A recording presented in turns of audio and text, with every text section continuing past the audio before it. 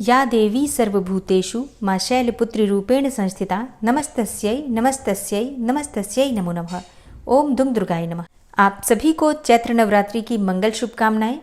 मां भगवती जगदम्बा सदैव आप और आपके पूरे परिवार पर अपनी कृपा बनाए रखें। चैत्र नवरात्रि का प्रारंभ हो रहा है 9 अप्रैल 2024 मंगलवार से और नवरात्रि की प्रतिपदा तिथि मंगलवार को है। और नवरात्रि में मां भगवती दुर्गा के 9 स्वरूपों की आराधना की जाती है। तो पहले दिन मां भगवती जगदम्बा के पहले स्वरूप मां शैलपुत्री की पूजा की जाती है। और आज की वीडियो में आप जानने वाले हैं कि मां शैलपुत्री की पूजा नवरात्रि के पहले दिन किस प्रकार से करनी चाहिए। मां शैलपुत्री का प्रिय रंग क्या है जिसे धारण करके आज हमें मां की पूजा करनी है। मां को कौन सा भोग अर्पित करें, किस रंग के पुष्प अर्पित करें, कौन से फल कौन से मिठाइयों का भोग आज हमें अर्पित करना है। इसके अलावा मां का बीज मंत्र क्या है जिसका आज हमें जप करना है, मां का ध्यान मंत्र क्या है और मां शैलपुत्री का स्वरूप क्या है जिसका हमें पूजा के समय ध्यान करना है। संपूर्ण जानकारी आपको नवरात्रि के प्रथम दिवस से संबंधित शेयर करने वाली हूं। और पहले दिन कलश की स्थापना भी की जाती है। तो कलश की स्थापना आपको किस प्रकार से करनी है, कलश स्थापना करने का शुभ मुहूर्त क्या है, मतलब नवरात्रि के पहले दिन की पूजा विधि की संपूर्ण जानकारी आपको इसी वीडियो में मिल जाएगी। और इसके अलावा भी जैसे कि नवरात्रि में हर रोज हम पूजा किस प्रकार से कर सकते हैं, माँ के किस स्वरूप का किस विधि से पूजन करें, कौन से रंग के वस्त्र धारण करें, भोग क्या लगाएं, मतलब हर रोज की पूजा विधि की वीडियो आपको एक दिन पहले ही मिल जाएगी। इसलिए चैनल से जुड़े रहिए ताकि सभी जानकारी आपको सही समय पर प्राप्त हो। इसके अलावा प्रतिदिन दुर्गा सप्तशती का पाठ आपको मिलेगा और हर रोज की जो चैत्र मास की कथा है वो तो आप लोग सुन ही रहे हैं। तो नवरात्रि में कलश की स्थापना से लेकर कलश के विसर्जन तक संपूर्ण जानकारी आपको बिल्कुल सही समय पर प्राप्त होगी। इसके लिए आपको सिर्फ एक ही काम करना है। अगर आप नए हैं चैनल पर तो चैनल को सब्सक्राइब कर लेना है और बेल आइकन को प्रेस कर लेना है। एक और चीज़ का ध्यान रखना है, कई बार YouTube का नोटिफिकेशन आप तक नहीं पहुंचता है तो आप लोग चैनल पर विजिट करके भी वीडियो देख सकते हैं, क्योंकि वीडियो बिल्कुल सही समय पर आपको प्राप्त होगी। नोटिफिकेशन ना भी मिले तो भी आप लोग चैनल पर विजिट करके अपने हिसाब से वीडियो देख सकते हैं। बात करेंगे पहले दिन की पूजा विधि के बारे में, लेकिन उससे पहले जानते हैं कि चैत्र मास की प्रतिपदा तिथि कब प्रारंभ हो रही है, कब समाप्त हो रही है और कलश की स्थापना करने का शुभ मुहूर्त क्या है। देखिए, इस साल चैत्र मास की शुक्ल पक्ष की प्रतिपदा तिथि प्रारंभ हो रही है 8 अप्रैल को देर रात्रि 11:50 से और समाप्त होगी अगले दिन यानी कि 9 अप्रैल को शाम के समय 8:30 पर। अब बात करें कि कलश की स्थापना हमें कब करनी है, तो देखिए इस बार कलश की स्थापना करने का हमें 2 मुहूर्त प्राप्त हो रहा है। पहला है 9 अप्रैल 2024 को सुबह 6:02 से सुबह 10:16 तक। तो वैसे तो प्रयास करना चाहिए कि हम सुबह जितनी जल्दी हो सके, मतलब सुबह का जो मुहूर्त हमें प्राप्त होता है उसी मुहूर्त में कलश की स्थापना कर लें। अब मान लीजिए कि किसी कारणवश आप इस शुभ मुहूर्त में कलश की स्थापना नहीं कर पाते हैं तो दूसरा शुभ मुहूर्त होगा अभिजीत मुहूर्त का 11:57 से 12:48 तक। ये समय होगा दोपहर का, जिस समय में आप कलश की स्थापना कर सकते हैं। अभिजीत मुहूर्त को बहुत शुभ माना जाता है, इस मुहूर्त में भी कलश की स्थापना की जा सकती है। और अब जानते हैं कि नवरात्रि के पहले दिन किस प्रकार से हमें पूजा आराधना करनी चाहिए। और पहले दिन की पूजा से पहले आपको अपने घर की साफ सफाई अच्छे से करना है। घर में जिस स्थान पर आपको चौकी की स्थापना करनी है उस स्थान को अच्छे से साफ कर लीजिए, गंगा जल का छिड़काव कीजिए। फिर उस स्थान पर आपको एक लकड़ी की चौकी बिछानी है और इसके ऊपर आपको लाल रंग का एक कपड़ा बिछाना है। और अब इसी चौकी पर आपको माँ दुर्गा की स्थापना करनी है। माँ दुर्गा का जो भी विग्रह है उसे उस चौकी पर विराजमान करके उनके दाईं तरफ कलश की स्थापना कर लीजिए और माँ के समक्ष एक शुद्ध घी का दीपक प्रज्वलित कर लीजिए। अब इसके बाद आपको गणपति की स्थापना करनी है। तो आप एक पान के पत्ते पर सुपारी से भी गणपति बनाकर स्थापित कर सकते हैं, या फिर आप चाहें तो गणपति की अगर आपके पास कोई भी विग्रह हो, मूर्ति हो, तो आप उसकी भी स्थापना कर सकते हैं। माँ के बाईं तरफ गणपति की स्थापना करना है और दाईं तरफ आपको कलश की स्थापना करना है।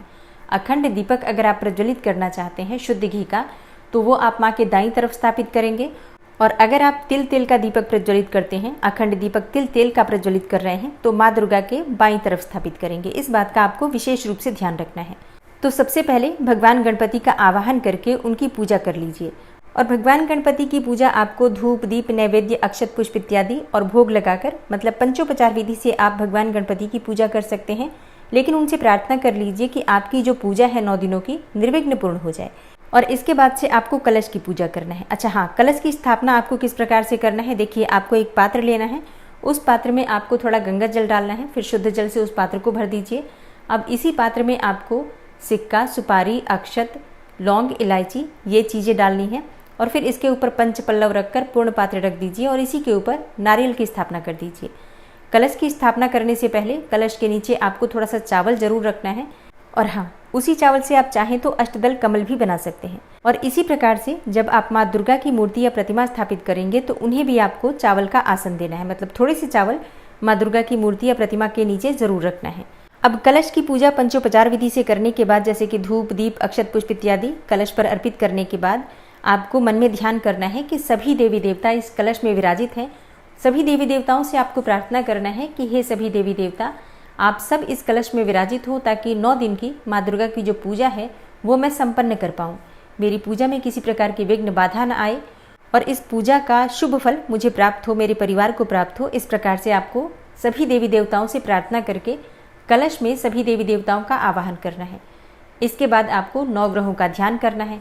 आप चाहें तो 9 ग्रह की मूर्ति अगर आपके पास हो, जैसे कि छोटा सा यंत्र मिल जाता है 9 ग्रहों का, अगर आपके पास हो तो वही चौकी पर रखकर उसकी पूजा कर सकते हैं, या फिर आप चाहें तो चावलों की 9 जगह ढेरी बनाकर और इसे ही 9 ग्रह मानकर इनकी पूजा भी पंचोपचार विधि से धूप, दीप इत्यादि अर्पित करके कर सकते हैं। और ऐसा भी नहीं कर पाते हैं तो सिर्फ ध्यान कर लीजिए 9 ग्रहों का, जैसे कि सूर्य, चंद्रमा, मंगल, बृहस्पति, शुक्र, बुध, शनि, राहु, केतु। इस प्रकार से 9 ग्रहों का अपने मन में ध्यान कर लीजिए और इसके बाद अपने दोनों हाथ जोड़कर प्रार्थना कीजिए कि सभी 9 ग्रह शांत हों ताकि नवरात्रि की पूजा निर्विघ्न पूर्ण कर पाऊँ। देखिए, ये बहुत आवश्यक है क्योंकि माँ दुर्गा की पूजा बहुत विशेष होती है।